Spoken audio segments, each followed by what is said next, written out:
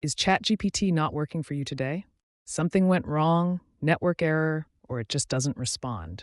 Don't worry, in this video, I'll show you simple working fixes that solve ChatGPT issues. ChatGPT can stop working because of server issues, browser cache problems, network or VPN conflicts, account or login errors, temporary restrictions in your region. The good news is, most of these problems are easy to fix. Fix number one, check ChatGPT server status. First, let's check if ChatGPT is down globally. Open your browser and search OpenAI status. If the servers are down, there's nothing wrong on your side. You just need to wait. Fix number two, refresh and clear browser cache. If the servers are working, the most common fix is clearing your browser cache. This solves most ChatGPT loading errors. Steps: open browser settings, go to privacy and security, clear cache and cookies, restart browser. Now reload ChatGPT and check again. Fix number three, disable VPN or proxy. If you're using a VPN, turn it off temporarily. Some VPN IPs are blocked or limited, especially in Europe.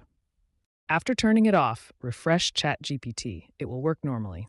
Fix number four, try a different browser or device. If ChatGPT still doesn't work, try Chrome, Edge, or Firefox, or open ChatGPT on your phone. This helps identify if the issue is browser-specific. Fix number five, log out and log back in. Logging out and back in refreshes your session and fixes login errors. Steps: log out of ChatGPT, close browser, reopen and log in again. Fix number six, check internet and DNS, and this is the important part. Slow or unstable internet can cause ChatGPT to stop responding. Restart your router or switch to mobile data.